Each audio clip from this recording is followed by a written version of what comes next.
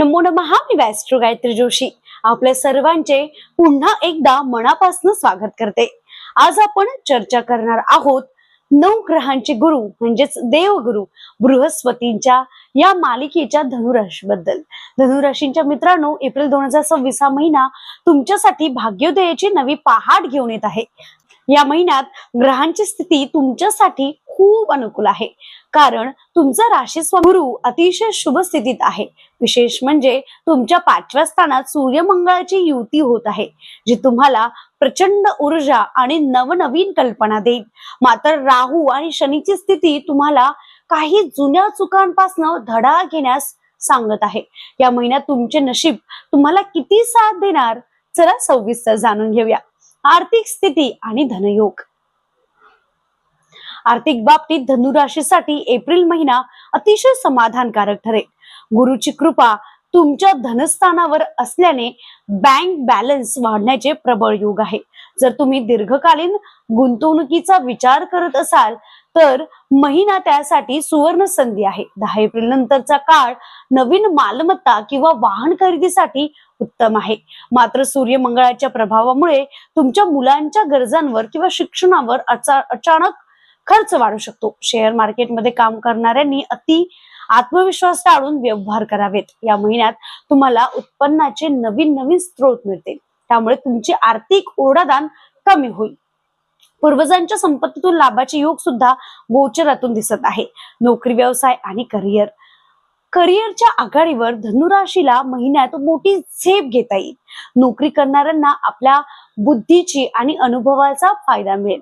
तुमचे वरिष्ठ तुमच्या सल्ल्याला महत्व देतील आणि एखादी महत्वाची जबाबदारी तुमच्या खांद्यावर सोपवली जाईल.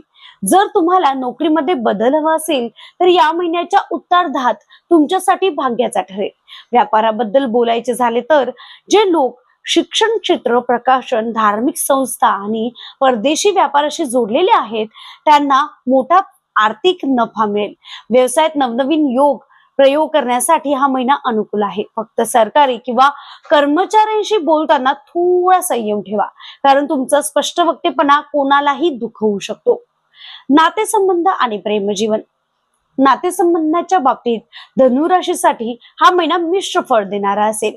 पंचम स्थानातील सूर्य मंगळ युती प्रेमसंबंधात मोठा अहंकार किंवा इगो प्रॉब्लेम निर्माण करू शकतो. पार्टनर सोबत वाद घालण्यापेक्षा त्यांना समजून घेण्याचा प्रयत्न करा.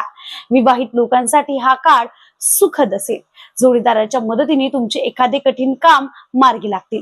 कुटुंबात आनंदाचे वातावरण राहील आणि घरातील ज्येष्ठांचे मार्गदर्शन तुम्हाला संकटातून बाहेर काढेल.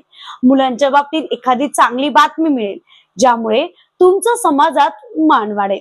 जुन्या मित्रांशी भेट होतील, ज्यामुळे जुन्या आठवणींना उजाळा मिळेल.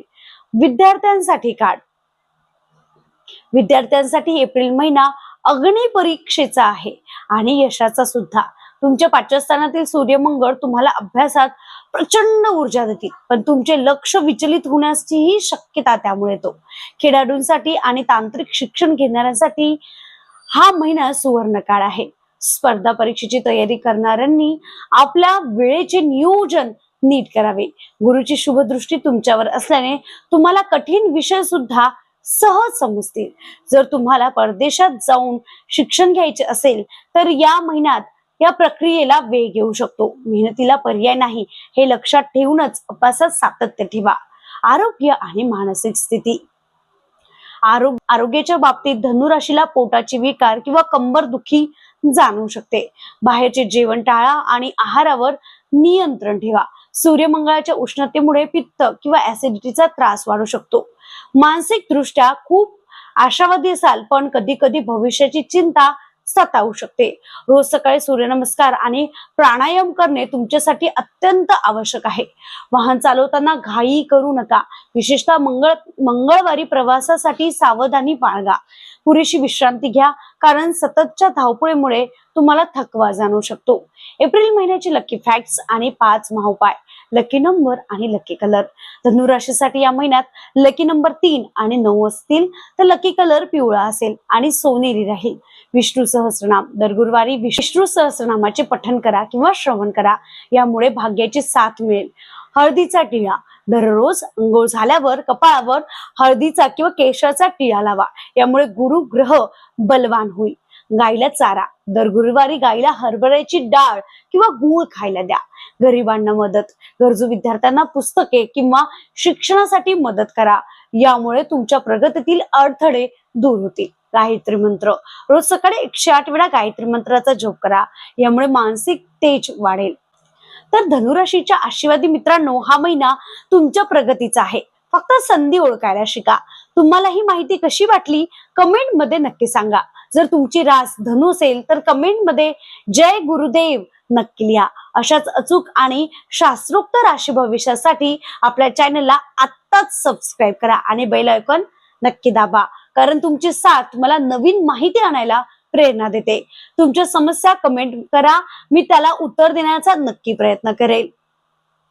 पुन्हा भेटूया पुढच्या व्हिडिओमध्ये मकर राशीच्या माहितीसह. तोपर्यंत श्री स्वामी समर्थ.